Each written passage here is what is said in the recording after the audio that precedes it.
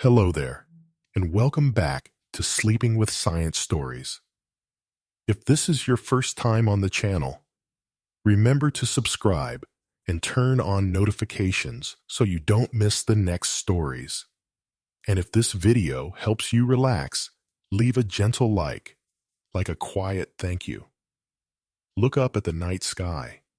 You see distant twinkling stars, small, quiet, like eternal points of light on the black canvas of the universe.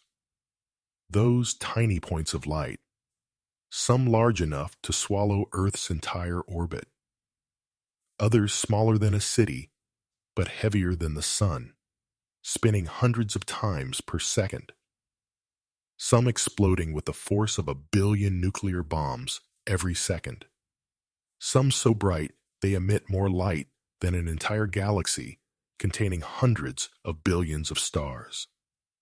And the most astonishing thing, the light you are seeing left those stars thousands, millions of years ago, when dinosaurs still walked the earth, when our ancestors did not yet exist, when the earth was still young. Tonight, we will not just look up at the sky, we will understand it. We will explore the wondrous secrets of the stars, from the moment they are born in the cosmic womb, through the brilliant years when they burn nuclear fuel, to when they die in silence or in the most magnificent explosions. When you look up at the night sky, all the stars appear the same. Tiny bright points, twinkling, white or slightly yellow. They look uniform, as if stamped from the same mold. But that is an illusion of distance. The truth is that stars are diverse beyond belief. They differ in size, mass, temperature, brightness, lifespan, and ultimate fate to such a degree that if you could place them side by side, you would struggle to believe they are the same type of object. Let us begin with size, because that is where the diversity truly becomes overwhelming. Our sun, the nearest star, the star that gives life to Earth, has a diameter of approximately 1.4 million kilometers. It is large enough that you could fit approximately 109 Earths side by side across its diameter. And the volume of the sun could contain approximately 1.3 million Earths. That is an enormous sphere of gas, burning hydrogen into helium in its core, releasing endless energy. But the sun, by cosmic standards, is just an average star. Not large, not small, not particularly bright, not particularly dim. Just ordinary. There are stars far smaller than the sun. Red dwarfs, the most common type of star in the galaxy, can be as small as about 10% of the sun's diameter. Some are even smaller, close to the size of Jupiter. They are dim, cool, and burn fuel extremely slowly. Proxima Centauri, the star nearest to the sun, other than the sun itself, approximately 4.24 light-years from us, is a red dwarf. It is only about 14% of the sun's diameter and emits only about 0.17% of the sun's light. If you replace the sun with Proxima Centauri, Earth would be plunged into cold darkness. The sky would be pitch black even at noon. The oceans would freeze. Life could not survive. But at the other end of the spectrum, there are stars of unimaginable size. Betelgeuse, the bright red star at the shoulder of the constellation Orion, one of the most easily visible stars in the night sky, is a red supergiant. The diameter of Betelgeuse fluctuates because it is in the final stage of its life. Its outer shell is expanding and contracting cyclically, but averages approximately 900 to 1,000 times the Sun's diameter. Let that sink in for a moment. If you placed Betelgeuse in the position of the Sun, its surface would extend through Mercury's orbit, through Venus's orbit, through Earth's orbit, and nearly to Mars's orbit. Earth, our entire planet, with every ocean, every mountain, every city, every person, would lie deep inside the star, completely engulfed. And Betelgeuse is not the largest. Ui Scuti, a red supergiant in the constellation Scutum, was once considered the largest known star. Its diameter is estimated at approximately 1,700 times the Sun's. If placed in the Sun's position, its surface would extend nearly to Saturn's orbit. Stephenson, 2-18, a more recent discovery, may be even larger, with estimated diameter up to 2,150 times the Sun's. If correct, this is one of the largest stars ever measured. Try to picture this.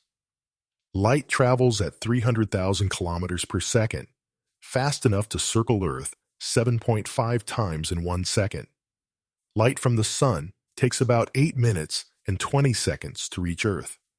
But if you started at one side of Stephenson, 218, and traveled at the speed of light through the center to the other side, it would take approximately 8.7 hours. A star so large that light needs nearly 9 hours to cross it.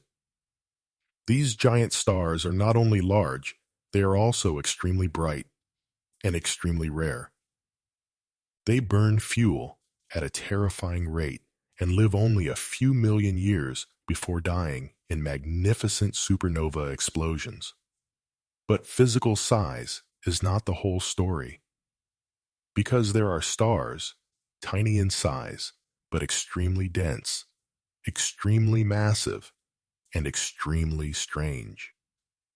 Let us talk about neutron stars. When a large star with a mass of 10 to 25 times the Sun runs out of fuel and dies, its core collapses in 1,000th of a second. The tremendous gravity compresses this core until protons and electrons are forced together, merging into neutrons. The result is a neutron star, a sphere made entirely of neutrons, dense beyond imagination. A typical neutron star has a diameter of only about 20 kilometers, smaller than many large cities on Earth.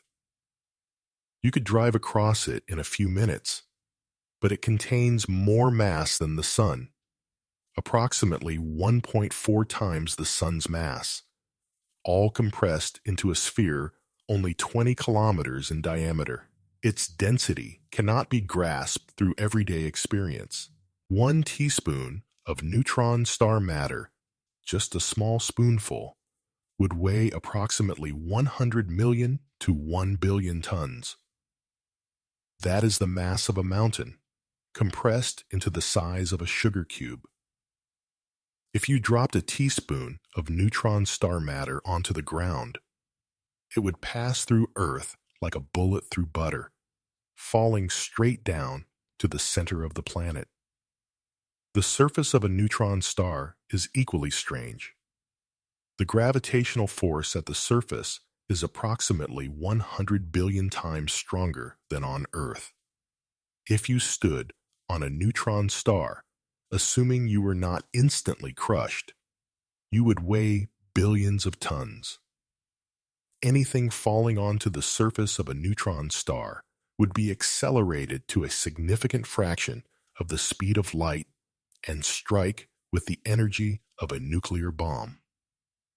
And the surface is a hard crust, possibly crystalline iron or other heavy elements, billions of times harder than diamond. Beneath that may be layers of even stranger matter, superfluid neutrons, possibly quark matter. forms of matter that only exist under extreme pressure. But there is a type of neutron star even stranger than ordinary ones, the pulsar. When a star collapses into a neutron star, it conserves angular momentum, like an ice skater spinning faster when pulling in their arms.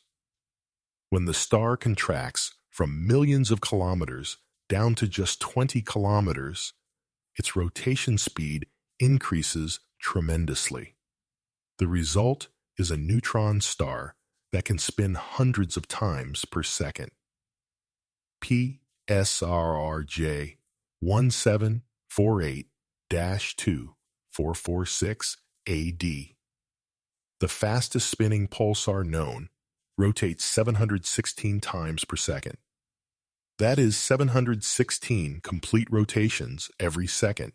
A point on its equatorial surface is moving at approximately 24% the speed of light.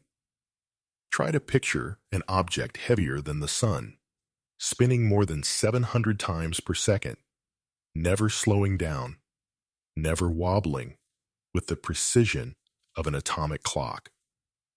And pulsars do not only spin, they emit beams of radiation from their magnetic poles. As the pulsar rotates, these beams sweep through space like the beam of a lighthouse. If Earth lies in the path of the beam, we see a pulse of radiation each time the beam sweeps past. Hence the name pulsar, pulsating star. These pulses are extremely regular. Some pulsars are so precise that they are the best clocks in the universe, even more regular than atomic clocks on Earth. Scientists have proposed using pulsars as a cosmic GPS system to navigate spacecraft through interstellar space. But there is a type of neutron star, even more extreme than pulsars, the magnetar. A magnetar is a neutron star with the strongest magnetic field known in the universe, approximately 1,000 trillion times stronger than Earth's magnetic field. To put this in context, if you were approximately 1,000 kilometers from a magnetar, still much further than the distance from New York to Los Angeles, the magnetic field would be strong enough to wipe every credit card on Earth. If you were closer, approximately 100 kilometers, the magnetic field would begin to tear apart the atoms in your body. Electrons would be pulled into rod-like shapes, atomic orbits distorted beyond recognition. Chemistry, as we know it, would cease to function. Atoms would no longer be able to form molecules.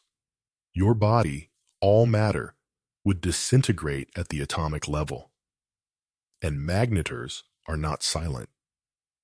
Their extremely strong magnetic fields sometimes rupture suddenly, a starquake, releasing enormous energy in a gamma-ray burst. In 2004, a magnetar named SGR 1806-2O, approximately 50,000 light-years from us, emitted a gamma-ray burst powerful enough to affect Earth's atmosphere, despite being at that tremendous distance.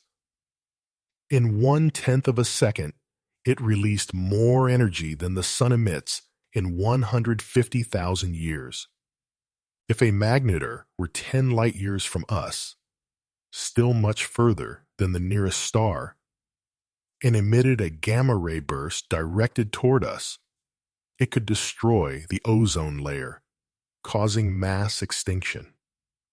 Fortunately, magnetars are extremely rare. Only about 30 magnetars are known in our entire galaxy, and none is close enough to pose a danger.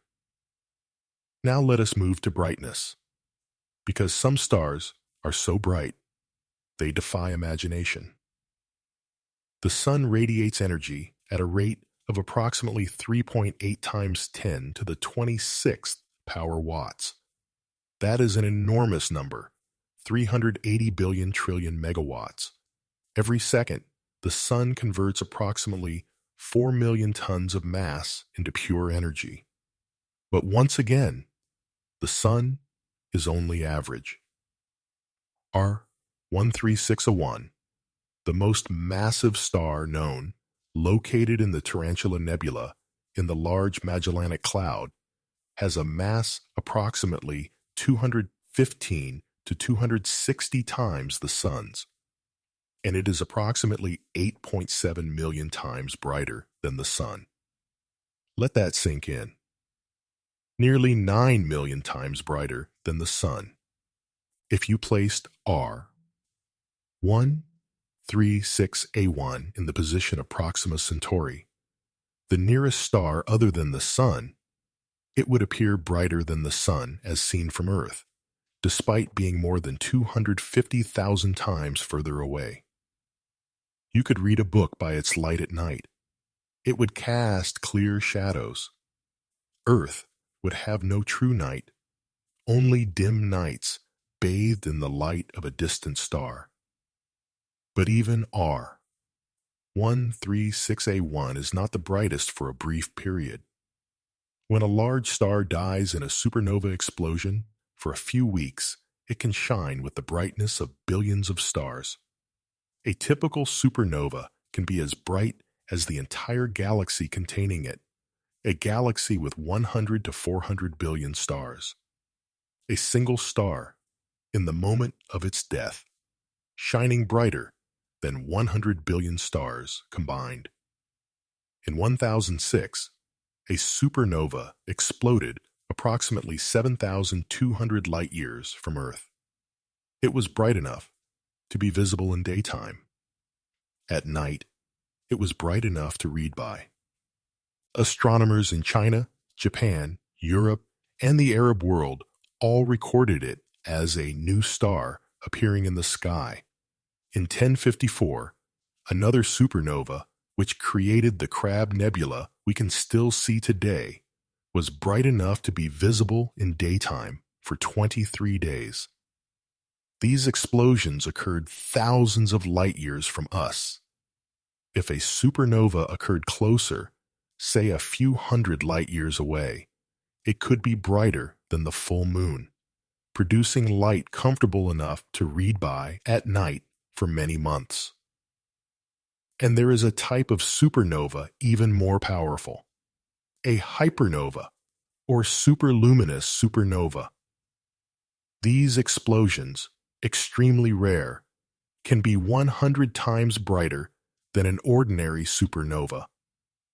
They outshine the galaxies containing them by many times. A SASSN-15LH observed in 2015 was the brightest supernova ever measured. At peak brightness, it was approximately 570 billion times brighter than the sun. It outshone the entire Milky Way, a galaxy containing 200 to 400 billion stars, by approximately 20 times. One star. Brighter than 200 billion other stars combined. And even without being a supernova, some stars shine steadily with terrifying brightness. Quasars, though not stars in the traditional sense, are the brilliantly shining cores of distant galaxies, powered by supermassive black holes consuming matter at enormous rates. A typical quasar can be approximately 1,000 times brighter than the entire Milky Way galaxy. Try to picture this. Our entire galaxy, with every star you can see at night, with the sun and billions of other stars, all that light multiplied by 1,000. That is the brightness of a quasar. And there are objects even more powerful. Gamma-ray bursts, possibly from the collision of two neutron stars, or from a special type of supernova, can release, in a few seconds, more energy than the sun emits over its entire 10 billion year lifetime. They are the most powerful explosions in the universe since the Big Bang. Fortunately, they are very distant and the beams are very narrow. If a gamma ray burst occurred in our galaxy and pointed toward us, it could cause mass extinction. But the probability of that happening is extremely low, perhaps once every few 100 million years. So that is the diversity of stars. From tiny, faint red dwarfs burning fuel slowly over trillions of years to supergiants larger than Earth's orbit, burning fuel in a few million years before exploding. From neutron stars as small as a city, but heavier than the sun, spinning hundreds of times per second with perfect precision, to magnetars with magnetic fields strong enough to tear atoms apart. From stars so faint they are nearly invisible to stars brighter than an entire galaxy. Every star is a world of its own, with its own characteristics, its own history, its own fate. And all of them, from the smallest to the largest, from the faintest to the brightest, are cosmic furnaces, where elements are created, where energy is released, where the story of the universe is written in fire and light. Every star has a story with a beginning, a middle, and an end. A life cycle from birth in cold darkness through the brilliant years of maturity to ultimate death, sometimes quiet, sometimes in the most violent glory in the universe. And the wondrous thing is, we understand this story. We understand how stars are born, how they live, and how they die. We understand because we have observed billions of stars at different stages of their lives, and we have built theories that explain what we see. So let us tell the story from the beginning. Billions of years ago, or perhaps only a few million years ago, or right now, because this process is happening continuously, somewhere in the space between stars, there is a cloud of gas and dust. These clouds, called molecular nebulae, are cold, dark regions of the universe. They are made mainly of hydrogen, the simplest and most common element, along with some helium and small amounts of heavier elements, and dust, tiny particles of carbon, silicon, iron, and other minerals. Temperatures in these clouds are only about 10 to 20 Kelvin, minus 260 degrees Celsius, nearly absolute zero. So cold that almost all atomic motion stops. And they are large, extremely large. A typical molecular nebula can be hundreds of light years wide and contain mass equivalent to millions of times the mass of the sun. For most of the time, these clouds simply lie there, floating in space, doing nothing. The density is too low, the temperature too cold. They are stable. But sometimes, something disturbs the balance. Perhaps a nearby star explodes into a supernova, sending shock waves through the cloud. Perhaps two clouds collide with each other. Perhaps gravity from a spiral arm of the galaxy compresses the cloud. Whatever the cause, part of the cloud begins to contract. And as it contracts, its gravity increases. More matter is pulled in. It contracts faster. Gravity increases further. This is a self-sustaining process, a positive feedback loop. As mass increases, gravity increases. As gravity increases, more matter is pulled in, and the cycle continues. Over thousands of years, the cloud of gas and dust collapses inward. It does not collapse into a single mass. Instead, it fragments into many smaller clumps. each collapsing separately. Each of these clumps will become a star. As matter falls inward, it does not fall straight. Due to angular momentum, because the original cloud had a slight rotation, matter begins to spiral inward, forming a rotating disk. At the center of this disk, matter accumulates fastest. A growing sphere of gas forms, a protostar, the precursor to a star.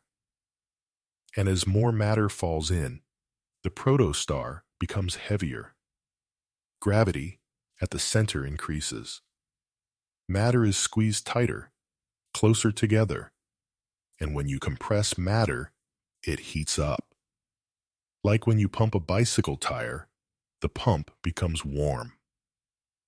But in the protostar, this process occurs on an enormous scale. The temperature at the center of the protostar rises 1,000 degrees, 10,000 degrees, 100,000 degrees, 1,000,000 degrees. The protostar begins to glow, first in infrared, invisible heat light. Then, as it grows hotter, in red light. Then orange, then yellow. But it is still not a true star. The energy comes from gravitational energy, from matter falling in and converting gravitational energy into heat. No nuclear reactions are occurring. This process continues for hundreds of thousands or millions of years. Matter continues to fall in.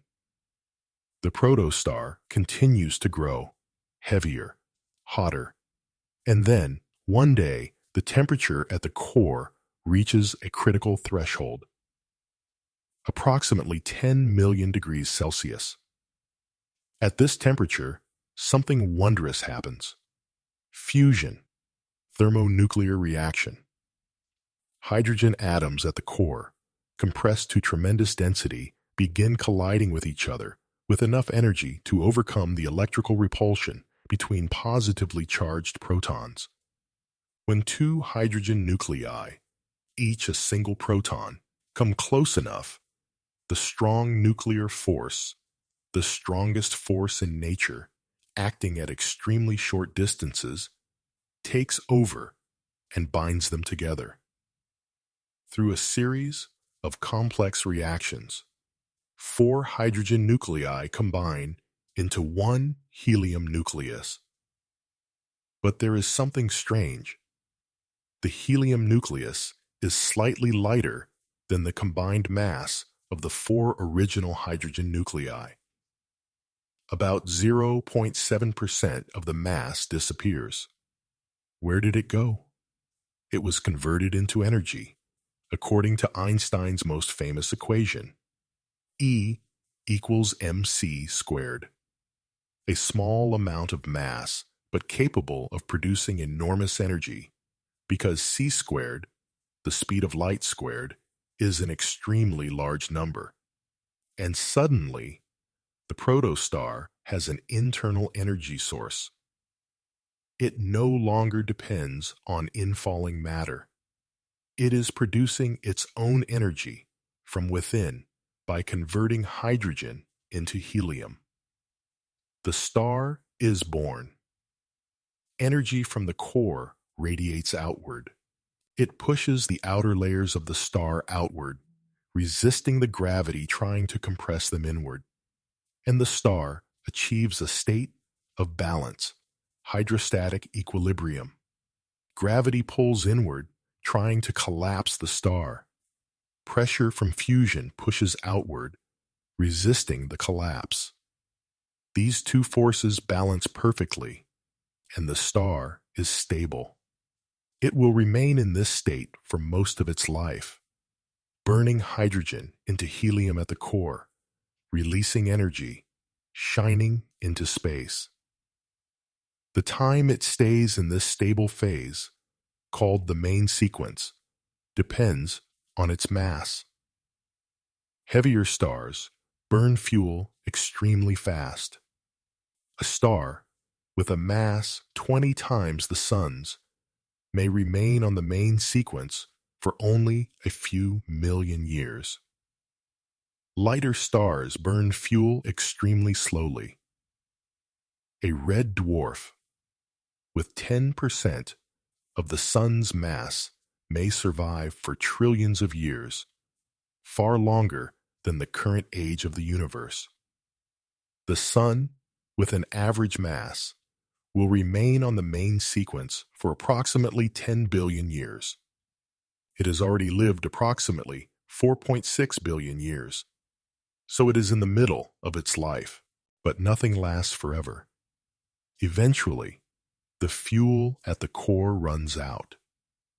After millions, billions, or trillions of years of burning hydrogen, the core of the star becomes helium. No more hydrogen to burn. And when fusion stops at the core, pressure drops. Gravity, no longer balanced, begins to win. The core begins to contract. And here is where the story branches, depending on the mass of the star. For smaller stars, those with mass less than about 8 times the sun's, including our sun, the story continues as follows. As the helium core contracts, it heats up.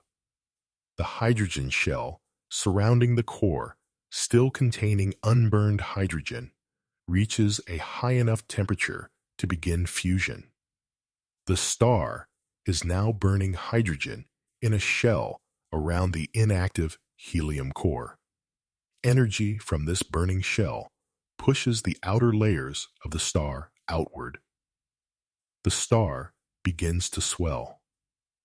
It becomes larger, cooler at the surface, and redder. It becomes a red giant.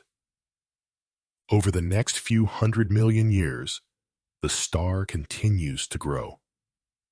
Its surface moves outward, engulfing the inner planets. When the sun becomes a red giant, in approximately 5 billion years, it will expand to Earth's orbit. Mercury will be engulfed, Venus too. Possibly Earth as well, or at least Earth will become an uninhabitable scorched desert, stripped of its atmosphere and oceans by the extreme heat. Meanwhile, in the core, helium continues to accumulate and temperature continues to rise. Eventually, the temperature reaches approximately 100 million degrees Celsius. And the miracle happens once more. Helium begins to fuse. 3 helium nuclei combine into 1 carbon nucleus. This is the triple alpha process, a delicate reaction requiring 3 nuclei to collide nearly simultaneously.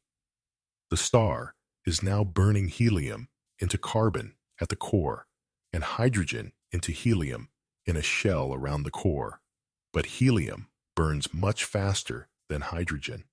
This phase lasts only a few tens of millions of years, a fraction of the time on the main sequence. And then the helium at the core runs out as well. The core is now carbon and oxygen. Fusion stops once more. For smaller stars like the sun, this is the end. The core is not heavy enough to compress to the temperatures needed to burn carbon. The core contracts and becomes extremely dense, a white dwarf. Meanwhile, the outer layers of the star, unburned hydrogen and helium layers, are blown out into space in gentle pulses. These layers form a planetary nebula, an expanding, glowing shell of gas, illuminated by ultraviolet radiation from the hot white dwarf at the center.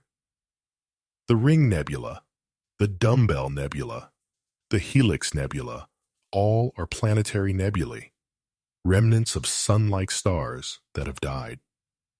They are beautiful, multicolored shells of gas, glowing in red, green, blue, but they are also fleeting. Within a few tens of thousands of years, the gas disperses into space, fading and disappearing. What remains is only the white dwarf. A white dwarf is small, approximately Earth-sized, but extremely dense.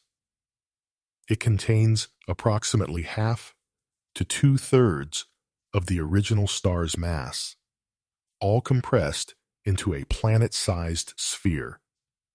Its density is approximately 1 ton per cubic centimeter.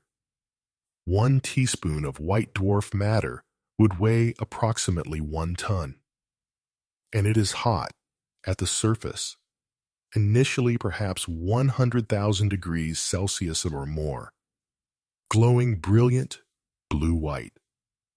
But there is no more fusion, no more energy source. It simply radiates the remaining heat from the past. Over billions of years, it slowly cools.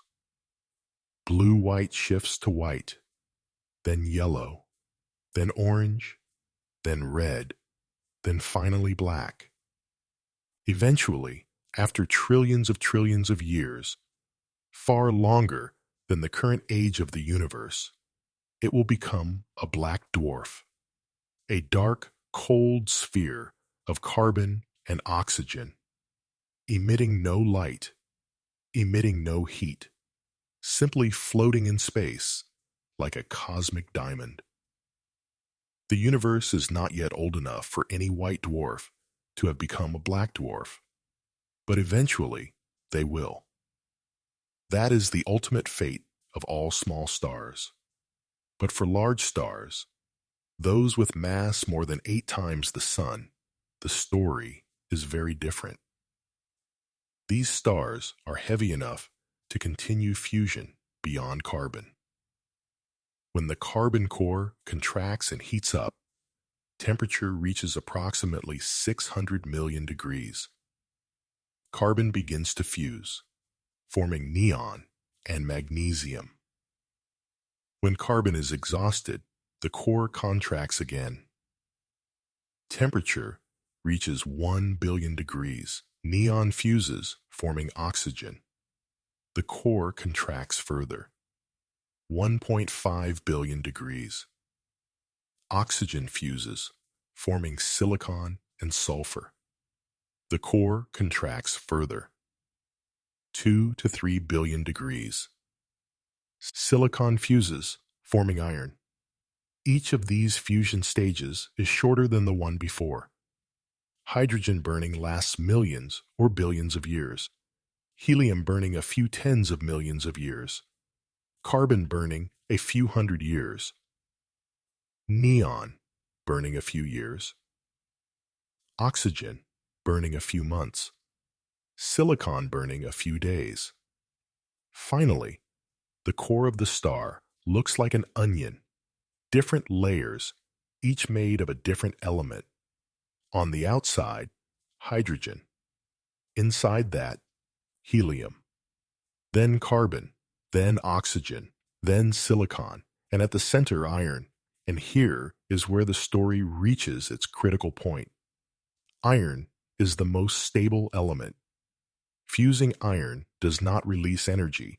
It requires energy. You cannot burn iron to produce energy. So when the core becomes iron, fusion stops completely, and there is no longer any pressure to resist gravity. The iron core continues to grow as silicon in the surrounding shell continues to fuse. It reaches a mass of approximately 1.4 times the Sun's mass, the Chandrasekhar limit, and then, in a fraction of a second, the core collapses. Nothing stops it. Gravity crushes the core with unimaginable force. Electrons are pressed into protons, forming neutrons. Atoms collapse. In less than 1 second, the core, once the size of Earth, contracts into a sphere only 20 kilometers in diameter. Density increases to a terrifying level. Matter at nuclear density, the density of atomic nuclei themselves. And then the collapse stops suddenly.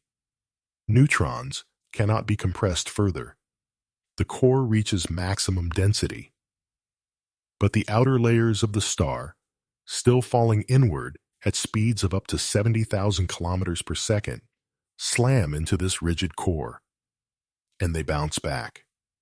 An enormous shock wave, a tsunami of matter and energy, radiates outward from the core, tearing through the outer layers of the star.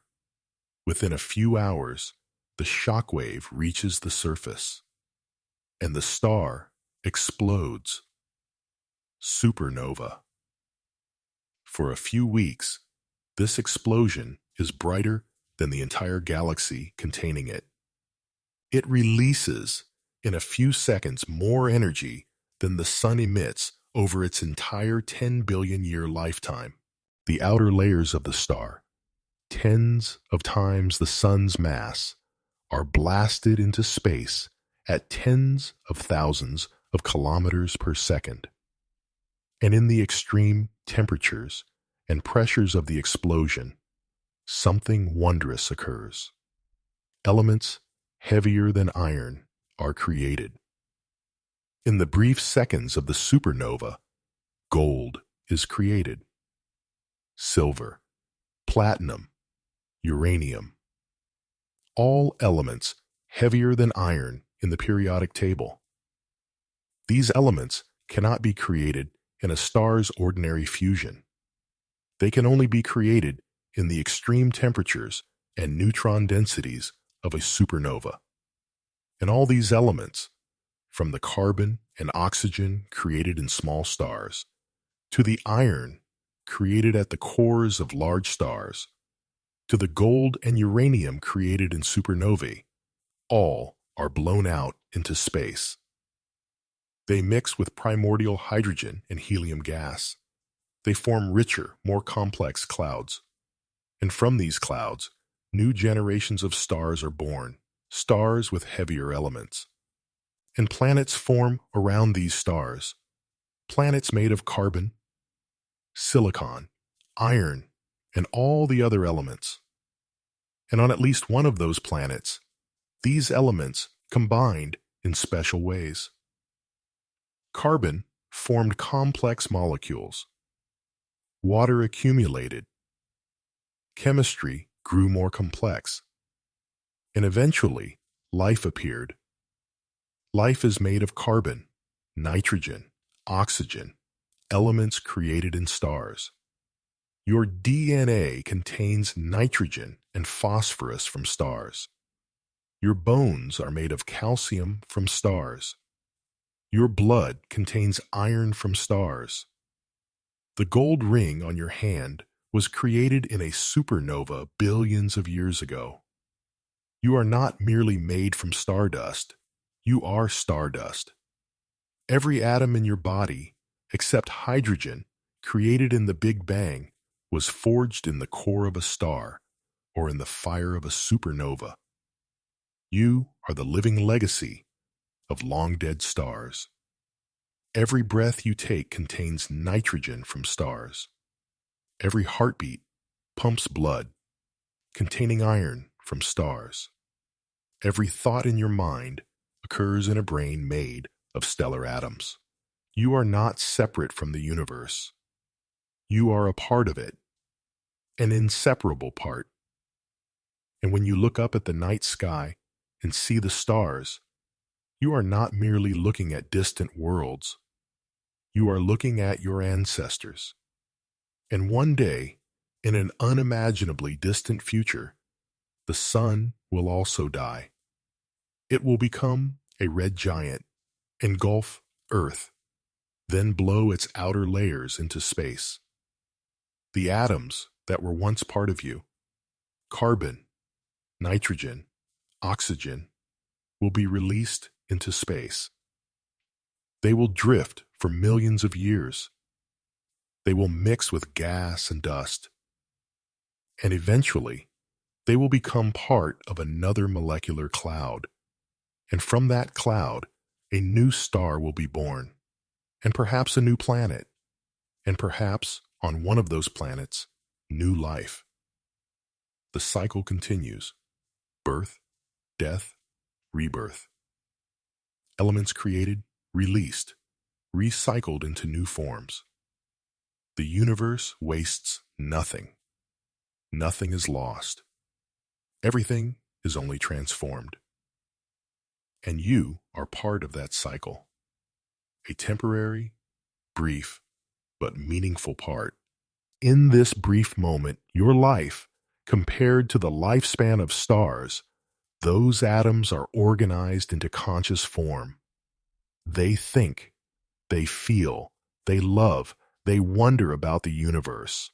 But the story of the stellar life cycle has even more fascinating details we have not yet explored. Exceptions, special cases, and mysteries still not fully resolved. Let us return to the moment a star is born and say more about what happens in the early years. When a protostar is forming, it is not quiet. It erupts, oscillates, and produces violent phenomena. Many protostars produce jets, streams of gas moving at hundreds of kilometers per second, shooting out from the poles of the forming star. These jets can extend light years, pierce through the surrounding molecular cloud, and create beautiful structures called Herbig-Haro objects. Why do protostars produce these jets? The answer involves the accretion disk, the disk of matter orbiting the forming star. Matter from this disk falls into the star, but due to angular momentum, it cannot fall directly. Instead, it spirals inward. And the magnetic field of the protostar, generated by rotating ionized gas, captures some of this matter and flings it outward along magnetic field lines, forming the jets. These jets are part of the birth process. They carry away excess angular momentum, allowing more matter to fall into the star. Without them, the protostar might never accumulate enough mass to begin fusion. And this accretion disk, the disk of matter orbiting the young star, is where planets are born. In the disk, tiny dust particles collide and stick together.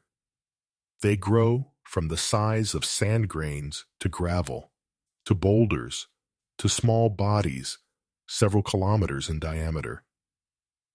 These bodies, planetesimals, continue to collide and merge. Over millions of years, they grow into protoplanets, and eventually into complete planets. So when a star is born, it is usually not alone. It is surrounded by a system of forming planets, a new solar system. And there is a phase in the life of a young star when it is extremely active, the T Tauri phase. T Tauri stars, named after the first star of this type discovered, are young stars that have not yet fully stabilized. They fluctuate in brightness, eject matter in powerful bursts, and produce strong stellar winds, streams of charged particles flowing out from the star at high speed. This phase lasts a few tens of millions of years, and it can be dangerous for any planets forming nearby. Strong stellar winds can strip the atmospheres from young planets. Eruptions can shoot high-intensity radiation into the surrounding space. If Earth had formed during the Sun's Tauri phase, and it may have, it would have been subjected to a far more harsh radiation environment than today. But eventually, after a few tens of millions of years, the stellar wind weakens. The fluctuations diminish. The star settles onto the main sequence, and it begins the longest, quietest part of its life, billions of years simply burning hydrogen, shining steadily. But even during this stable phase, stars are not completely quiet. The surface of the sun and other stars is a dynamic environment. It seethes with hot plasma rising from inside and cooler plasma sinking. It is covered with sunspots, darker and cooler regions caused by strong magnetic fields. It shoots out bursts of radiation in solar flares and ejects enormous masses of gas into space in coronal mass ejections. This activity varies in cycles. The Sun has an 11-year cycle, from solar minimum with few sunspots to solar maximum with many sunspots, then back again. And these cycles affect planets. When the Sun is more active, Earth receives more radiation. Auroras become stronger and more frequent. Satellites can be damaged. Power grids can be affected. In 1859, an enormous solar flare, the Carrington event, sent a wave of charged particles to Earth. Auroras were seen near the equator. Telegraph systems, the only advanced technology of that era, failed worldwide. If a similar event occurred today, it could cause trillions of dollars in damage to electrical infrastructure and satellites. And as a star ages, as it leaves the main sequence and becomes a red giant, it undergoes dramatic changes not only in size. During the red giant phase, the star becomes extremely bright, sometimes thousands of times brighter than when it was on the main sequence. But because the surface has expanded so much, the surface temperature actually drops, and the surface becomes fragile. Gravity at the surface of a red giant is very weak. Matter is barely held back. The stellar wind becomes powerful, blowing out millions of tons of matter per year. Some red giants become unstable, oscillating in size. They are called Mira variable stars, named after the star Mira in the constellation Cetus. These stars expand and contract in cycles of a few hundred days, changing in brightness by hundreds of times. When they expand, the surface becomes cool enough for molecules to form in the atmosphere, carbon combining with oxygen to form CO, carbon combining with itself to form C2. Under normal stellar conditions, temperatures are too high for molecules to survive. They are broken apart immediately. But in the cool atmosphere of an oscillating red giant, molecular chemistry can occur. And some of these molecules, especially carbon compounds, condense into dust. Tiny particles of carbon graphite or silicon carbide form in the outer atmosphere of the star. These dust particles are then blown out into space by the stellar wind, and they become seeds for the next generation of stars and planets. In fact, some dust particles found in meteorites that fall to Earth are identified as pre-solar stardust, dust particles from other stars formed before our solar system was born. These particles are older than the Sun. They are physical relics from long-dead stars. Scientists can study these particles in the laboratory, analyze their isotopic composition, and deduce what type of star created them and under what conditions. That is a direct connection to the cosmic past, holding in your hand a dust particle from a star that died before our solar system existed. And when we speak of the deaths of large stars, of supernovae, there are different types, each with its own mechanism. The type of supernova we described, when the iron core of a large star collapses, is called a core collapse supernova, or type 2. But there is another type, type 1, a supernova, which occurs in binary star systems. As mentioned, If a white dwarf in a binary system pulls matter from a companion star, its mass can increase.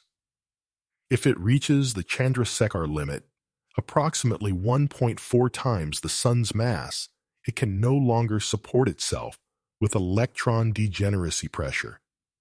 It begins to collapse. And as it collapses, temperature rises. Carbon and oxygen in the white dwarf, remaining from the final stage of the original star, begin to fuse. But under these extreme conditions, fusion does not proceed in a controlled way. It explodes, an uncontrolled thermonuclear reaction spreading through the entire white dwarf in a matter of seconds. The entire star, 1.4 times the Sun's mass, is converted into energy and heavy elements in a single explosion. Nothing remains. No neutron star. No black hole. Only an expanding cloud of matter and an enormous amount of energy. And because all type 1a supernovae occur when a white dwarf reaches the same mass, the Chandrasekhar limit, they all have nearly the same peak brightness. This makes them extremely useful as standard candles for measuring distances in the universe. If you see a type 1a supernova, you know its intrinsic brightness, and by comparing with apparent brightness, you can calculate the distance. In fact, it was precisely by observing distant type 1a supernovae that astronomers discovered in the late 1990s that the universe is expanding at an accelerating rate, a discovery that led to a Nobel Prize and to the concept of dark energy. And after a supernova, whether type 1a or core collapse, the ejected matter continues moving outward for thousands of years. Supernova remnants, like the Crab Nebula, the remnant of the 1054 supernova, are beautiful, complex structures. Gas glows in many different colors: red from hydrogen, green from oxygen, blue from helium and other elements. And in many cases, at the center of the remnant, there is a neutron star, a pulsar, spinning rapidly, emitting beams of radiation created in the original collapse. The pulsar in the Crab Nebula spins 30 times per second. It is pumping energy into the surrounding nebula, making the gas glow. Without this pulsar, the nebula would fade quickly, and these neutron stars, those incredibly dense remnants, have some strange properties we still do not fully understand. Inside a neutron star, pressure and density are so high that matter may exist in states never reproduced in a laboratory on Earth. There may be superfluid neutrons, neutrons flowing without friction. There may be superconducting protons, protons conducting electricity perfectly. There may be quark matter, where neutrons are broken down into more fundamental components. We are not certain. We cannot recreate those conditions. We can only observe neutron stars from a distance and try to deduce what is happening inside. And the ultimate death of the universe, in an unimaginably distant future, also involves stars. Over the next trillions of years, stars will continue to be born and die.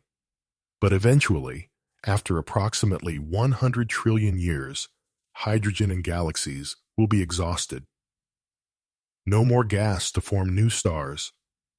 The last stars will die. The last red dwarfs, the longest-lived stars, will slowly fade and become black dwarfs. The universe will go dark. No more burning stars. Only black dwarfs, neutron stars, and black holes, cold, dark remnants of a brilliant past. And eventually, after an unimaginably long time, 10 to the power of 100 years or more, even black holes will evaporate through Hawking radiation. And the universe will consist only of photons, neutrinos, and perhaps some other fundamental particles spreading through forever expanding space, forever cooling, approaching maximum entropy. But that is hundreds of thousands of trillions of years in the future. Now, we live in the golden age of stars, when they are shining, creating elements, making the universe richer and more complex.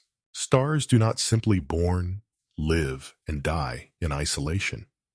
They interact with each other with black holes, with the structure of space-time. And these interactions create some of the strangest, most beautiful, and most violent phenomena in the universe. Let us begin with one of the most violent events that can happen to a star: being torn apart by a black hole. Imagine a star, perhaps like the sun, existing peacefully for billions of years, orbiting the center of its galaxy on a stable, safe orbit.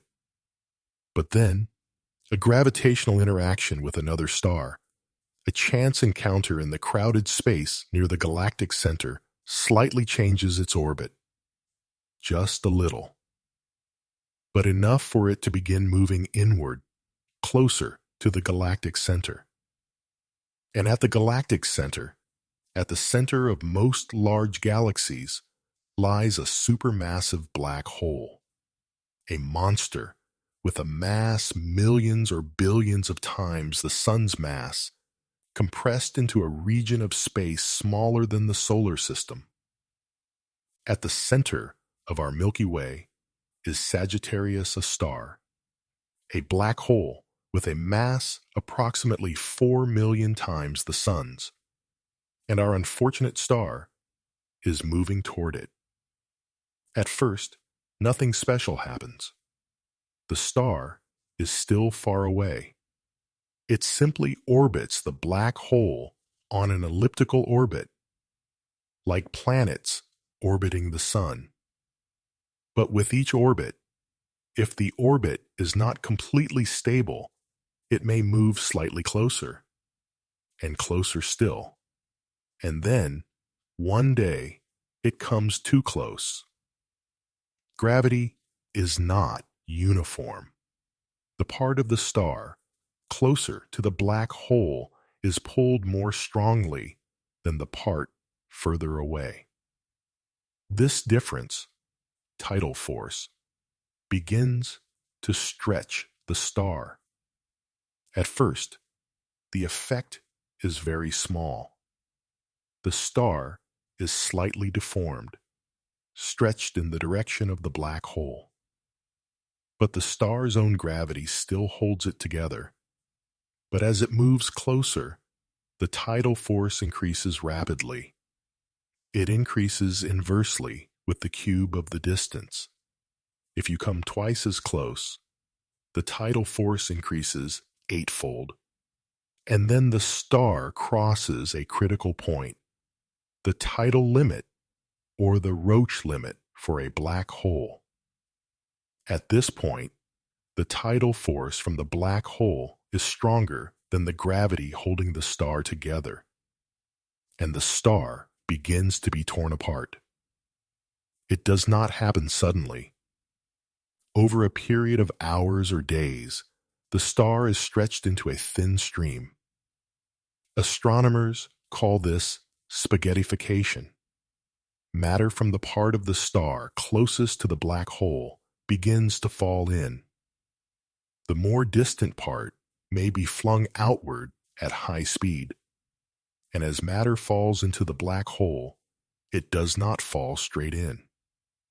It forms an accretion disk, a swirling spiral of gas and plasma orbiting the black hole. This disk is extremely hot. Friction between layers of matter moving at different speeds heats it to millions of degrees. It glows in X-rays and ultraviolet radiation. Over weeks or months, this tidal disruption event, TDE, becomes extremely bright. It can emit as much light as billions of stars, outshining the galaxy containing it. Astronomers on Earth see a new object appearing near the center of a distant galaxy. It brightens rapidly over a few weeks, reaches a peak, then slowly fades over months or years. And they know they have witnessed the tragic death of a star, torn apart and devoured by a black hole. Scientists estimate that in the Milky Way, such an event occurs approximately every 10,000 to 100,000 years. Rare, but not extremely rare. And with billions of galaxies in the observable universe, each year there may be thousands or tens of thousands of stars being torn apart by black holes. But not all stars that come close to a black hole are torn apart. Some have extremely stable orbits very close to the black hole without being destroyed. Near the center of the Milky Way, astronomers have discovered a small group of stars orbiting Sagittarius A star, the supermassive black hole, on extreme orbits. One of these stars, called S2 or S0-2, has an orbit that brings it to within only 17 light hours of the black hole, the distance from the Sun to the edge of the solar system. At its closest point, it moves at approximately 7,650 kilometers per second, nearly 3% the speed of light. Its orbit takes 16 years to complete, and throughout that time, it experiences powerful relativistic effects. Time passes more slowly for the star when it is near the black hole. The gravitational time dilation effect, light from it is shifted toward red by the strong gravitational field, gravitational redshift. Scientists have been tracking S2 for more than 2 decades, mapping its orbit with extreme precision. And they have used it to test Einstein's general theory of relativity under conditions of extreme gravity. So far, Einstein has been completely correct. The orbit of S2 matches the predictions of general relativity exactly. But there are stars with other fates. Stars that are not torn apart, do not fall into orbit, but are flung out of the galaxy entirely. Hypervelocity stars that we mentioned earlier are typically created in interactions with supermassive black holes. If a binary star system, 2 stars orbiting each other, comes too close to a black hole, the black hole can capture one star into orbit and fling the other outward at extreme speed. This gravitational slingshot effect can accelerate a star to 1,000 kilometers per second or more, fast enough to escape the galaxy's gravity. That star flies out into intergalactic space, becoming a lonely wanderer, never returning to its home galaxy. Astronomers have discovered more than 20 hypervelocity stars, and there may be thousands or millions more out there flying through the void. Some of these stars are moving fast enough to eventually escape the local galaxy cluster entirely, flying out into the enormous void between galaxy clusters. And there are other phenomena involving many stars at once. Most stars are not solitary like the Sun. At least 50%, and possibly up to 85%, of stars are part of multi-star systems. Binary systems are the most common.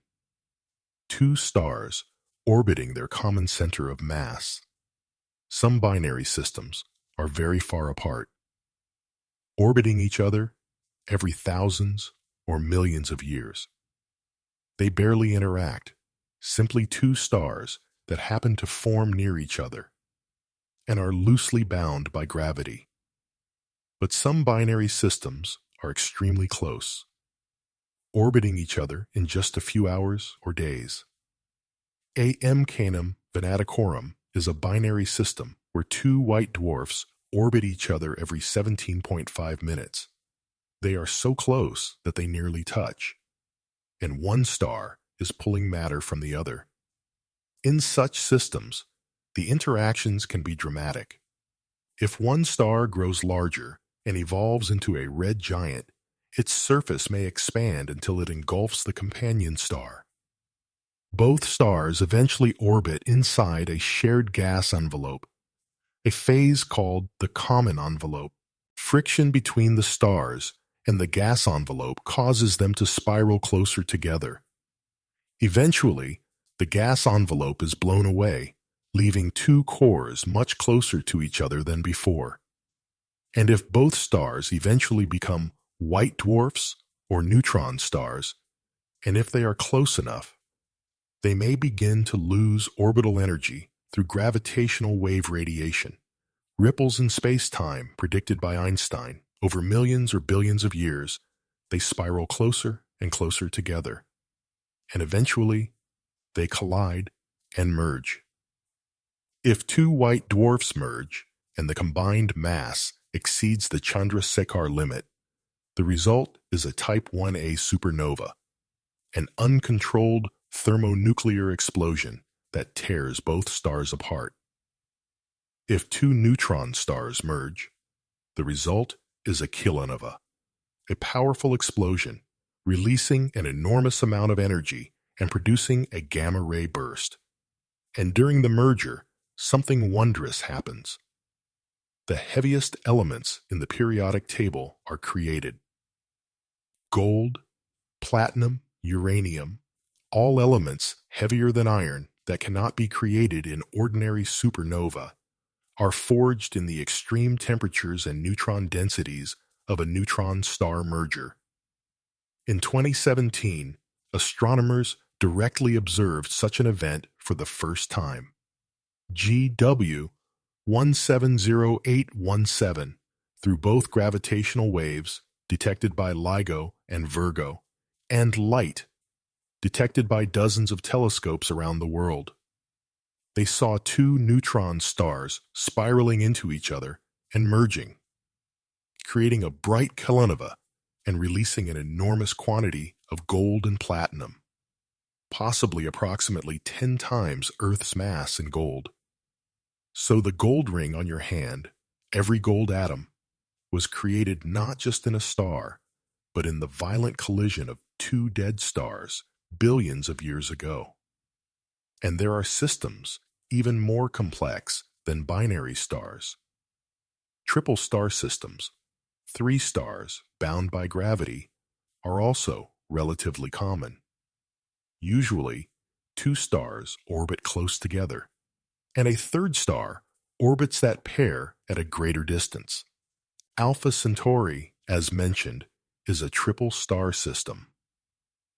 Polaris, the North Star, is also a triple star system, and there are systems even more complex, 4, 5, 6 stars, all orbiting each other in a complex gravitational dance.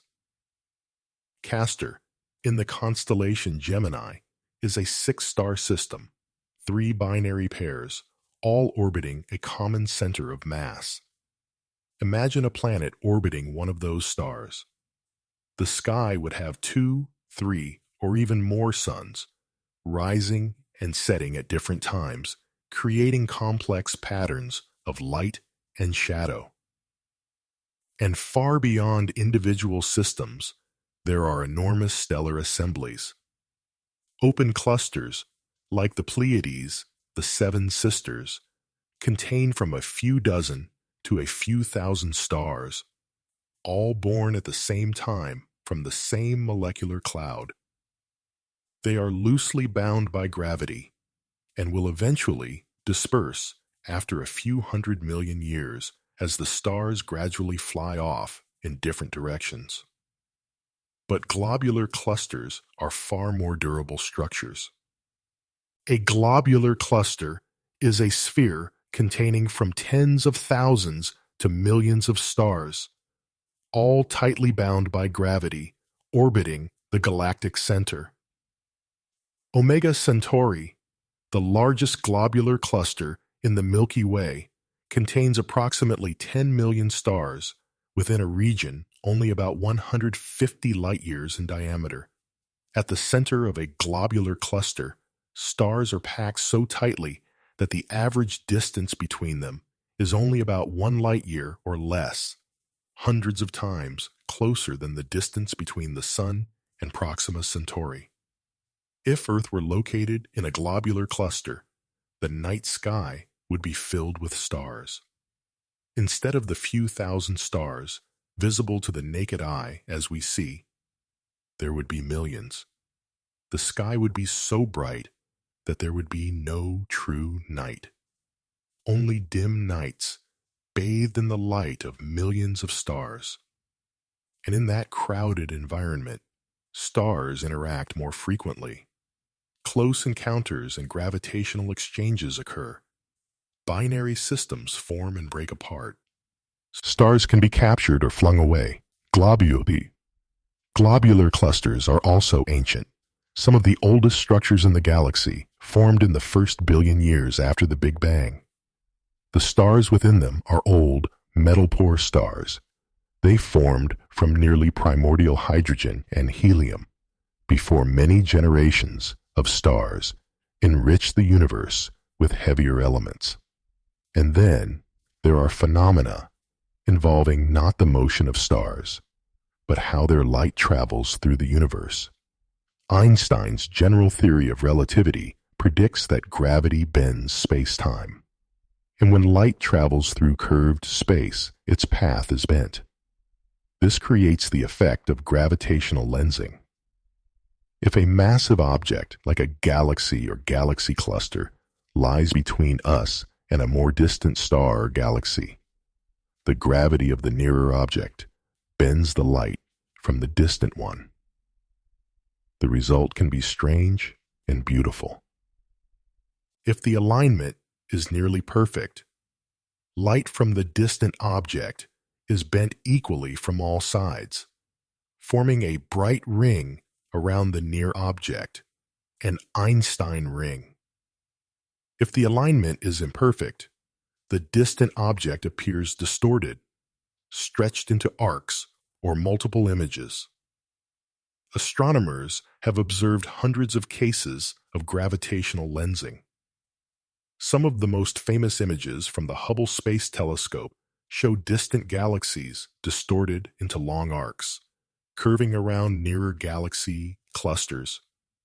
And gravitational lensing is not only beautiful, it is also a powerful scientific tool. Because lensing magnifies light from distant objects, it allows us to see things that would be too faint to detect. Astronomers have used gravitational lensing to study extremely distant galaxies from the early universe, only a few 100 million years after the Big Bang. And by studying how light is bent, scientists can map the distribution of dark matter, the invisible matter that makes up approximately 85% of the mass of the universe, but does not emit or absorb light. Dark matter cannot be seen directly, but it has gravity, and that gravity bends light. So by observing gravitational lensing, we can see dark matter through its effect on light. And there is a particularly dramatic type of gravitational lensing, microlensing. When a star passes in front of a more distant star, from our point of view, the gravity of the near star magnifies the light from the distant one for a brief time. The distant star temporarily brightens, sometimes doubling or tripling in brightness, for a few hours, days, or weeks, then returns to normal as the near star moves past. Astronomers have used microlensing to detect planets outside the solar system. If the near star has a planet, the planet will also create its own small lensing effect, a secondary brightening in the overall light curve. By carefully observing these tiny variations, scientists have discovered dozens of planets, some orbiting very distant stars, where other detection methods would not work. And gravitational lensing has also been used to detect dark objects, objects that emit little or no light but still have mass. Brown dwarfs, planets flung out of their systems and wandering alone in space, possibly even small black holes. All these phenomena, from stars torn apart by black holes, to six-star systems, to clusters containing millions of stars, to light bent through space, show us that the universe is not a simple, static place. It is a dynamic, violent, complex place where stars interact in countless ways, producing strange phenomena beyond imagination.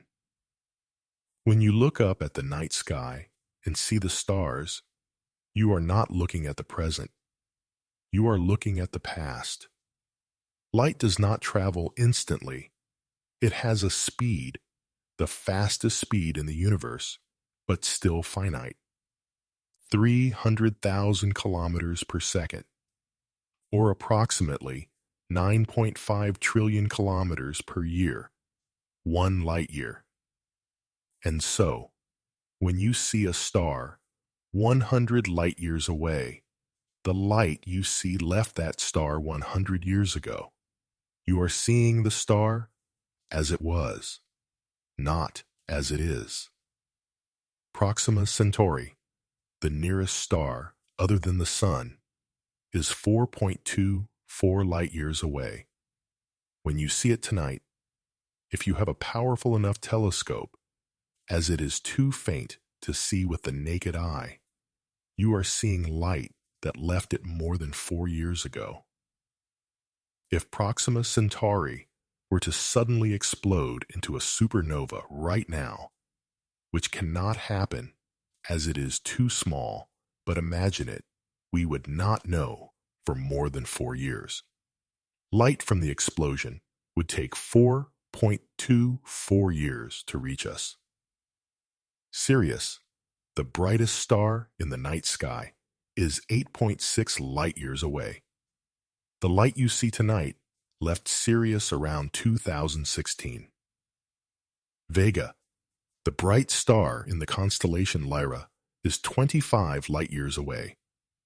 The light you see left it around the year 2000, when the world was worried about Y2K, when the internet was still young, when mobile phones were not yet smart. Polaris, the North Star, is approximately 433 light years away. The light you see tonight left it in the late 16th century, when Shakespeare was writing his plays, when Galileo had not yet looked through a telescope, when Europeans were just beginning to explore the Americas. Betelgeuse, the red giant star in the constellation Orion, is approximately 548 light years away. The light you see left it in the 15th century, before Columbus reached the Americas, when Europeans still thought the Earth was flat, and these are only nearby stars. When you look further, you look deeper into the past. Deneb, another bright star visible in summer, is approximately 2,600 light years away. Light from it began its journey to Earth in ancient Greek times, when Homer was writing the Iliad, when the Egyptian pyramids were already thousands of years old, and when you look at the Milky Way, the faint band of light crossing the sky on moonless nights, you are seeing the combined light of billions of stars, some tens of thousands of light years away.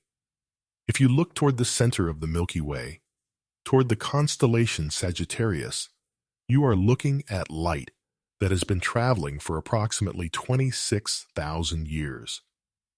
That light left the galactic center when humanity was still living in the Stone Age, hunting mammoths, painting in caves. And if you have a powerful telescope and look at the Andromeda Galaxy, the only faint smudge visible to the naked eye that does not belong to the Milky Way, you are looking at light that has traveled for 2.5 million years. That light left Andromeda when our ancestors were just beginning to use stone tools. When Homo habilis, handy man, was evolving in Africa. Before Homo sapiens, before modern humans, before even the Neanderthals. And with more powerful telescopes, we can look much further. The Hubble Space Telescope has photographed galaxies billions of light years away. Light from those galaxies left them when the universe was still young, only a few billion years old, instead of the 13.8 billion it is now. The James Webb Space Telescope, launched in 2021, was designed to see even further, to galaxies that formed only a few 100 million years after the Big Bang. Those galaxies, the light we see from them, has been traveling for more than 13 billion years. They show us the universe when it was young, when the first stars and galaxies were forming, when everything was hotter, denser, and profoundly different from now. So when you look up at the night sky, you are not just looking through space, you are looking through time. Every star is a window into a different moment in history. The further you look, the deeper into the past you see. The universe is the largest natural time machine, and light is the messenger from the past. But not all stars are young. Some are extremely ancient, nearly as old as the universe itself. The universe is 13.8 billion years old, and the oldest stars we know of, stars in globular clusters, are approximately 13 billion years old or more. These stars formed only a few 100 million years after the Big Bang, in the first or second generation of stars. HD 140283, sometimes called the Methuselah star, after the longest-lived character in the Bible, is one of the oldest known stars. Initially, measurements suggested it was approximately 14.5 billion years old, older than the universe itself, an apparent paradox. Later, more precise measurements revised its age down to approximately 13.7 billion years, possibly 14.5 billion years. Still extremely old, but not older than the universe. Measurement uncertainties mean its true age may be somewhat lower. These ancient stars, called population 2 stars, or even population 3 for the very first stars, are very metal poor. In astronomy, metal means any element heavier than helium. The first stars in the universe form from nearly primordial hydrogen and helium from the Big Bang. They had no carbon, nitrogen, oxygen, iron. All those elements did not yet exist. Only after the first stars lived and died, creating heavier elements in their cores and in supernova explosions, could the next generation of stars form with a trace of metals. The Sun, forming approximately 4.6 billion years ago, is a third or even fourth generation star. It contains approximately 2% metals, carbon, oxygen, iron, and other elements inherited from previous generations of stars that died.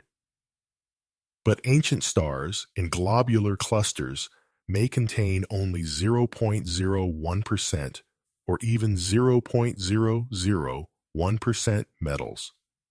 They are nearly primordial, and they show us what the early universe looked like. Studying these stars is like cosmic archaeology, excavating relics from the distant past. But if we look into the past when looking at distant stars, what does the future look like? The night sky we see today will not always look this way. Stars are moving, galaxies are changing, and over time, thousands, millions, billions of years, the sky will transform beyond recognition. Let us begin with short-term changes. Over the next few thousand or tens of thousands of years, constellations, the star patterns we recognize in the sky, are not fixed. They are simply random arrangements of stars as they appear from Earth at this moment in history. Stars are moving, all of them orbiting the galactic center, but at slightly different speeds and in slightly different directions.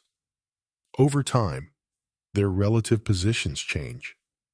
The Big Dipper, for example, looked very different 50,000 years ago. It will look very different 50,000 years from now. The stars in the handle will move in one direction, the stars in the bowl in another. The pattern will distort, stretch, eventually become unrecognizable. In 100,000 years, most familiar constellations will have changed enough to no longer look as they do today. Polaris, the North Star, will no longer point north. Earth's axis wobbles, a motion called precession, completing one cycle every 26,000 years. By 14,000 AD, Vega will be the pole star. Around 3000 BC, it was Thuban in the constellation Draco. But these changes are only surface level. To see truly profound changes, we need to look further into the future. In approximately 4 billion years, two major things will happen at nearly the same time. First, the sun will begin evolving into a red giant. It will swell, becoming brighter, redder. Earth, if not engulfed, will become a scorched, uninhabitable desert. Second, the Milky Way will collide with the Andromeda Galaxy. The two galaxies are moving toward each other at approximately 110 kilometers per second. In approximately 4 to 5 billion years, they will meet. But a collision between galaxies is not like a collision between cars. Galaxies are mostly empty space. Stars are so far apart that the chance of any two stars actually colliding is nearly zero. Instead, the galaxies pass through each other. Gravity pulls and twists them. Stars are flung into new orbits. Some are ejected from the galaxies entirely. Some are pulled toward the center. Gas and dust collide, creating shock waves that trigger violent star formation. The sky explodes with billions of young, bright blue stars. And over billions of years, the two galaxies merge into one. Astronomers have already named this combined galaxy Milkomeda, a combination of Milky Way and Andromeda. If humanity still exists, a big if, and if we have moved to a safe planet around another star, the night sky will look unimaginably magnificent. Instead of the faint glowing band of the Milky Way, the sky will be filled with bright stars, glowing nebulae, and the blazing core of the newly merged galaxy. And the Andromeda Galaxy, the faint small smudge seen from Earth today, will no longer exist because we will be inside it. But let us go even further into the future. In 100 billion years, 7 times the current age of the universe, most large, bright stars will have died. Only red dwarfs remain, small dim stars burning fuel extremely slowly. The sky will be much darker. No more brilliant blue-white stars. Only faint red light from red dwarfs. In 1 trillion years, 1,000 times the current age of the universe, even the formation of new stars will almost stop. Most hydrogen gas in galaxies will have been used up. No more raw material to make new stars.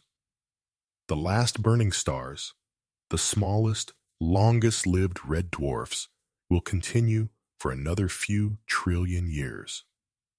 But eventually, one day, the last star will exhaust its fuel, and the universe will sink into darkness. No more burning stars.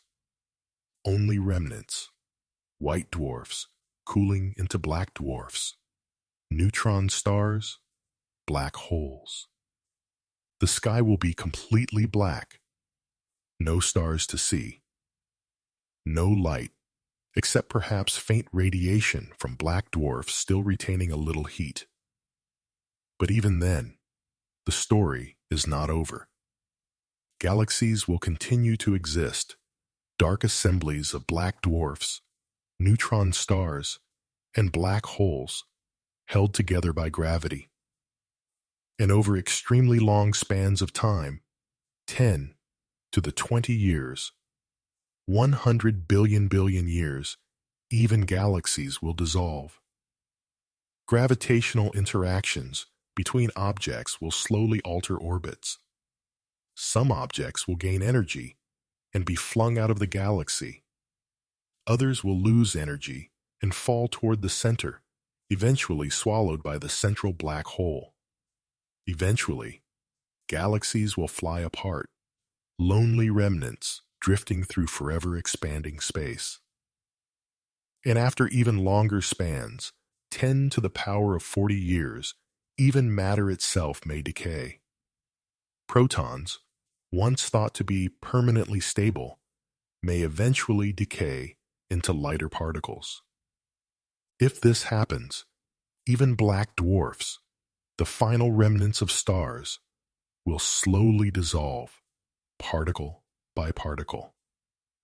And after an unimaginably long time, 10 to the power of 100 years, a Google years, even black holes will evaporate. Stephen Hawking predicted that black holes are not completely black. They emit radiation, Hawking radiation, and slowly lose mass. For a large black hole, this process is extremely slow.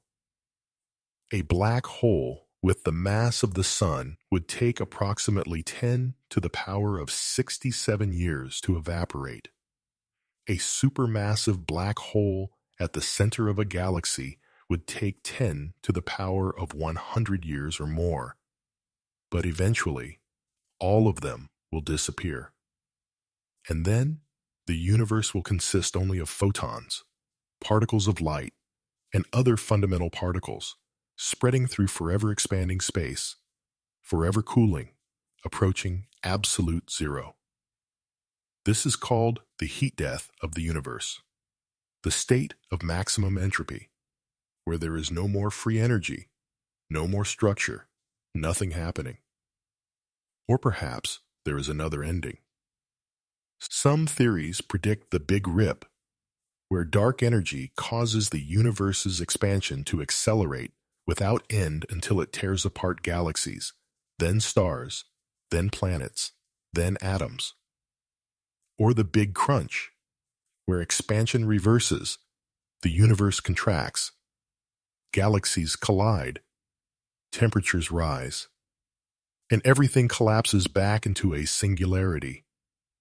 Or the Big Bounce, where the Big Crunch leads to a new Big Bang, and the universe is reborn, the cycle continuing forever.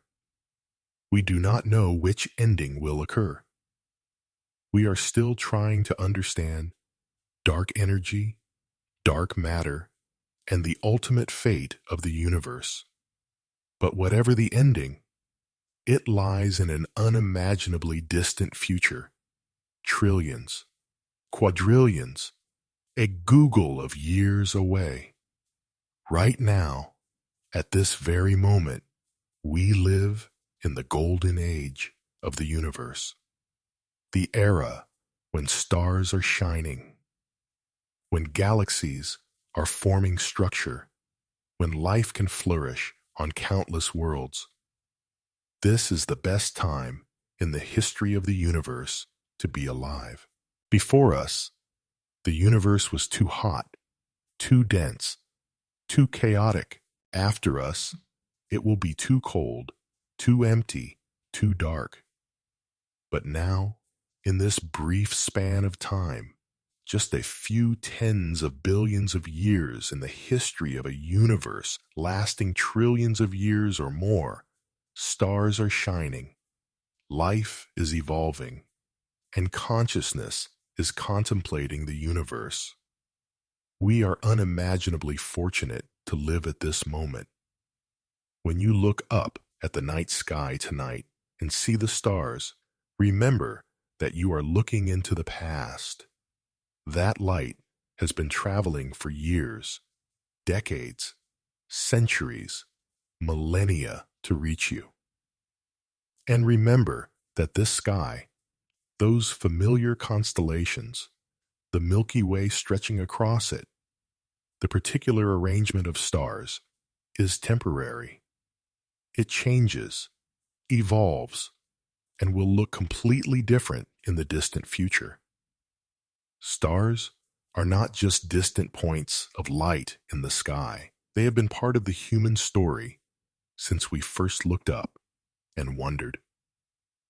Tens of thousands of years ago, long before writing, before agriculture, before cities, our ancestors sat around campfires and looked up at the night sky.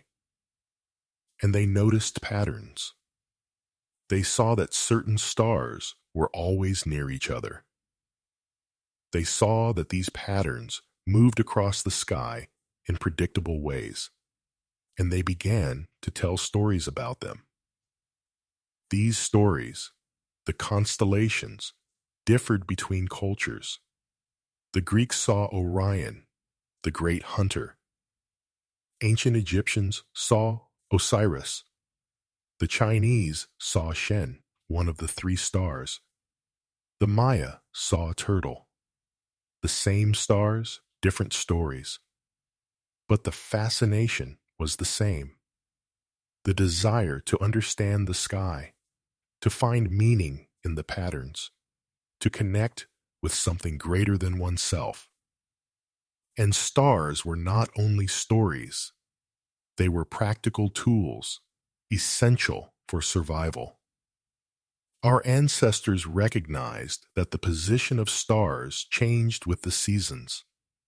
In spring, certain constellations appeared in the evening sky. In summer, others. Autumn and winter brought their own patterns. By observing the stars, you could know which season was approaching. You could know when to sow seeds, when to harvest, when to move to new hunting grounds, when harsh winter was coming. The stars were humanity's natural calendar. Ancient Egyptians used the appearance of Sirius, the brightest star in the sky, to predict the annual flooding of the Nile. When Sirius appeared on the horizon just before dawn, an event called heliacal rising, they knew the flood was coming, bringing fertile silt to enrich the fields. The Maori of New Zealand used the appearance of Matariki, the Pleiades star cluster, to mark the new year and the time for planting. The Inca observed the Milky Way and the dark constellations, dark dust regions that block the light of stars behind them, to orient their agricultural calendar. Across the world, every culture developed its own system for tracking stars and using them to mark time. And stars were also a compass. If you are lost in the wilderness at night, the stars can show the way. In the northern hemisphere, Polaris, the North Star, is always to the north.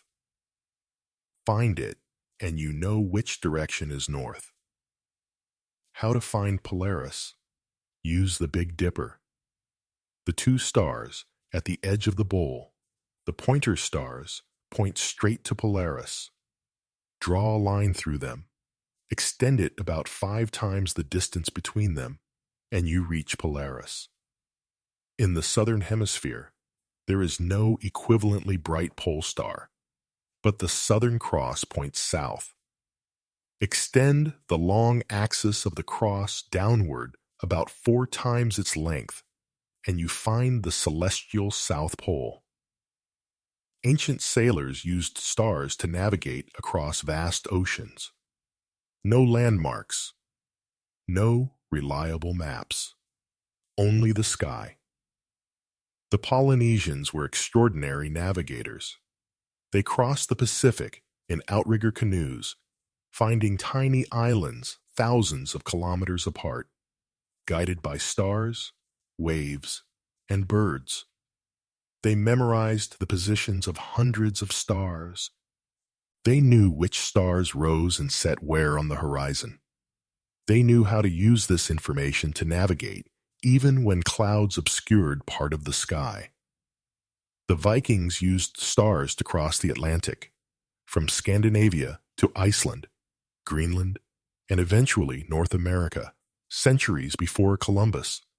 Ancient Arabs developed sophisticated navigational astronomy, using stars to navigate across deserts and across the Indian Ocean. Until GPS, only a few decades ago, stars were still the primary navigational tool for sailors and pilots. They learned to use a sextant to measure the angular height of stars above the horizon and use that information along with astronomical tables to calculate their precise position. So, stars have helped humanity find their way home for thousands of years. They are cosmic lighthouses, always there, always reliable. And we have named them, thousands of names, from dozens of languages and cultures. Many of the names of the brightest stars come from Arabic. During the Islamic Golden Age, from the 8th to 14th centuries, Arab scholars were the world's leading astronomers. They named the stars, mapped the sky, and recorded their observations in books that were translated into Latin and influenced European astronomy for centuries. Betelgeuse, armpit of the giant or hand of Orion; Rigel, foot; Deneb, tail; Aldebaran, the follower, because it follows the Pleiades cluster across the sky; Altair, the flying eagle. These names carry centuries of history. When you say Betelgeuse, you are saying a word that 10th century Arab astronomers used. You are connecting with a tradition stretching back more than 1,000 years. Some star names come from Greek and Latin. Polaris, star of the pole. Sirius, possibly from Sirios, meaning scorching or glowing. Arcturus, bear guardian, because it lies near the constellation Ursa Major. Some come from Chinese. Ancient Chinese astronomers had their own constellation system, very different from the Greco-Arabic one. They divided the sky into palaces and lodges, each associated with different aspects of royal life and governance. And in the modern era, with telescopes discovering millions of stars, too faint to see with the naked eye, we have shifted to notation systems. Most stars are now known by numbers, from catalogs like Hipparcos, Gaia, or other surveys. But the brightest stars, the stars our ancestors knew, the stars that guided them, the stars they told stories about, still bear their ancient names. And those names connect us to the past. When you look up and see Sirius, You are seeing the same star that ancient Egyptians saw, that Polynesian sailors used to navigate, that Greek poets wrote about. The stars connect us across time. But the deepest connection between us and the stars is not cultural or historical. It is physical. It is biological. It is chemical. It is the truth that you, your body, every atom in you, is made of stars. Let that sink in for a moment. It is not a metaphor. It is not poetry. It is literal science. Every atom in your body, except hydrogen, was created in the core of a star, or in the explosion of a star. Let us begin with carbon. Your body is approximately 18% carbon by mass. Carbon is the backbone of all organic molecules, proteins, DNA, fats, carbohydrates. Life as we know it is based on carbon. Every carbon atom in your body was created in the core of a giant star billions of years ago. There, at temperatures of 100 million degrees Celsius, 3 helium nuclei fused into one carbon nucleus, the triple alpha process. This is a delicate reaction requiring precise conditions, and it is the origin of all carbon in the universe. When that star died, blowing its outer layers into space as a planetary nebula, or exploding in a supernova, the carbon was released. It mixed with hydrogen and helium gas between the stars, and eventually it became part of the molecular cloud that formed our sun and solar system. Some of that carbon ended up in Earth. Some of it, after billions of years, became part of plants. Plants were eaten by animals, and eventually, some of that carbon became part of you. The carbon atom in your DNA, that specific atom, was once in the core of a star, enduring temperatures of 100 million degrees, created in a thermonuclear reaction. And the same is true of oxygen. You are approximately 65% oxygen by mass, mainly in water, since your body is approximately 60% water. Oxygen is created in even larger stars at even higher temperatures. When carbon fuses, it creates neon and magnesium. When neon fuses, it creates oxygen. And when the star exploded into a supernova, oxygen, along with carbon, nitrogen, and other elements, was launched into space at thousands of kilometers per second.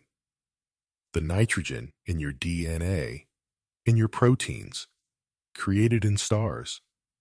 The calcium in your bones, created in stars. The phosphorus in your DNA and ATP, created in stars.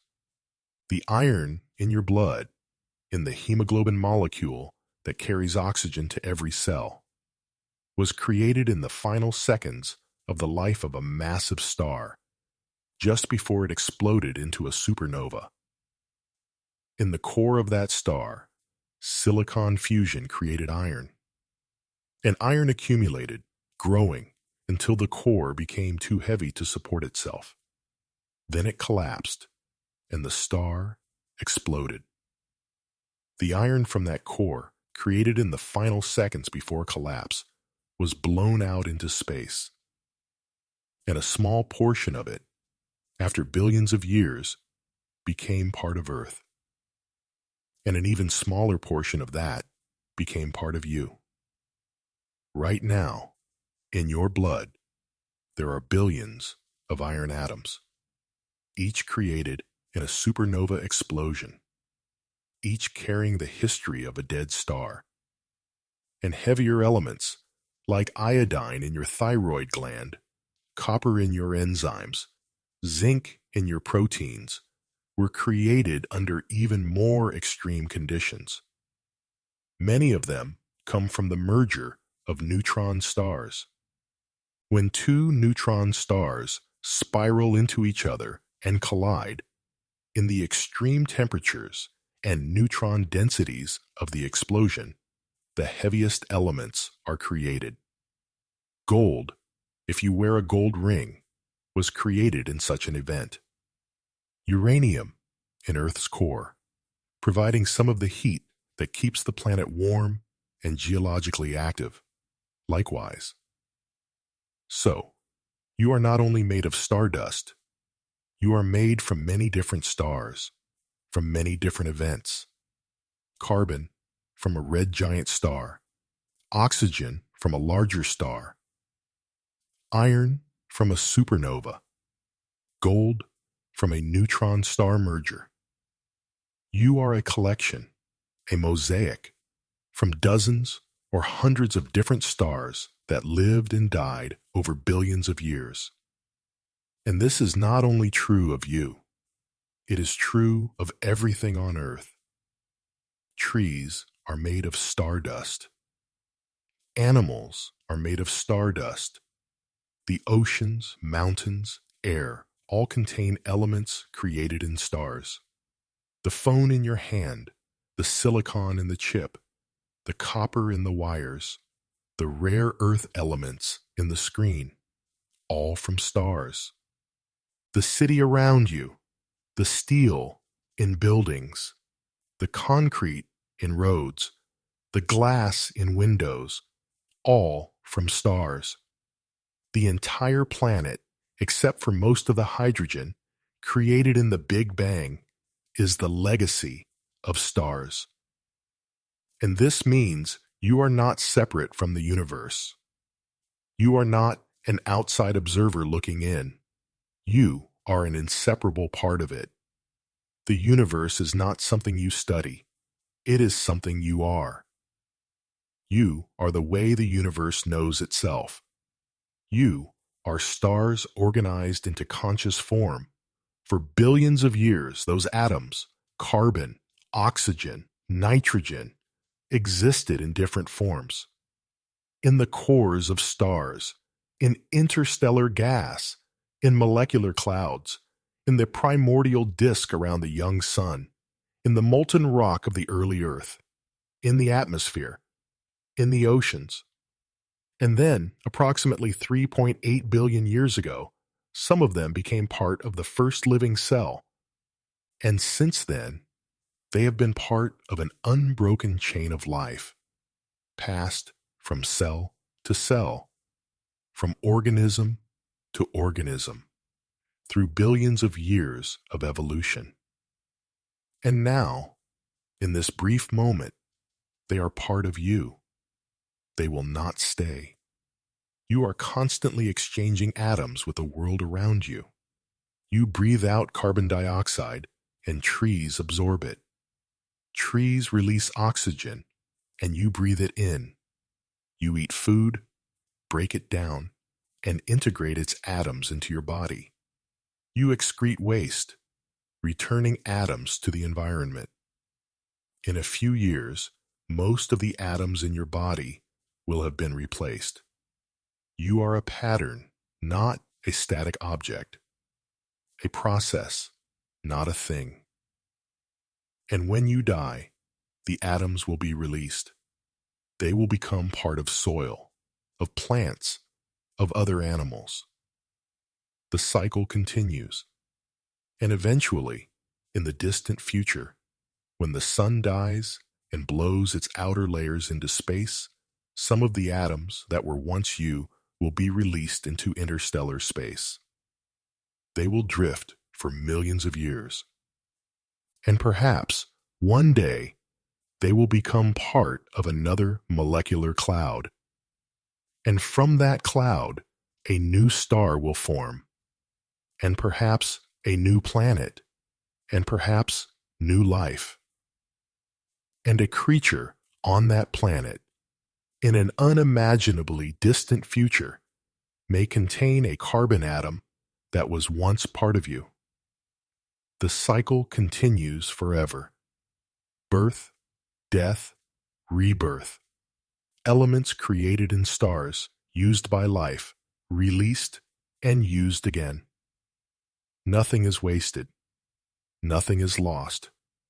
Only transformation forever.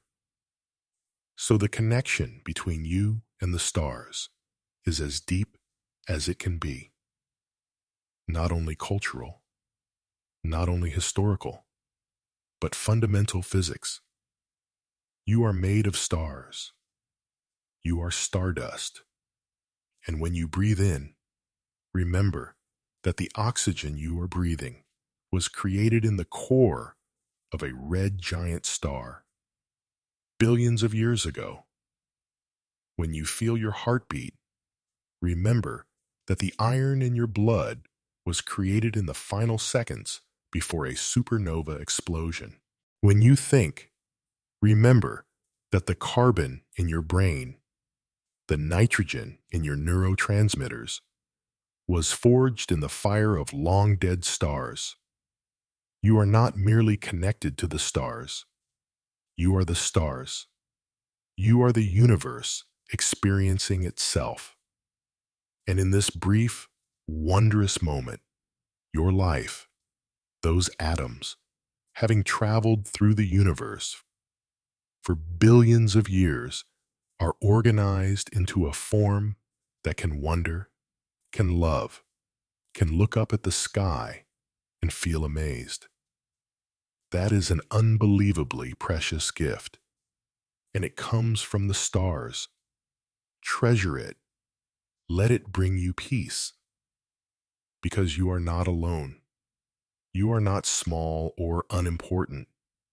You are an essential part of the universe, made from its very matter, carrying its history in every atom.